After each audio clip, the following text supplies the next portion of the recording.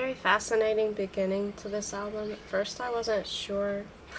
Like this, I saw this in Apple Music, and at first I wondered if it was even real, because when I looked it up,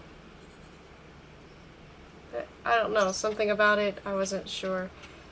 And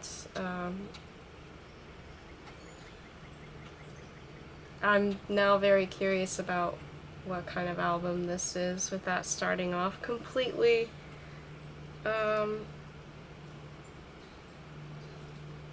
completely instrumental.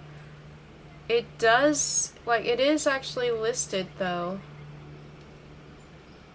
on his YouTube, so this must really be him. I wasn't sure, like, something about it, the cover, I don't know, but interesting so far.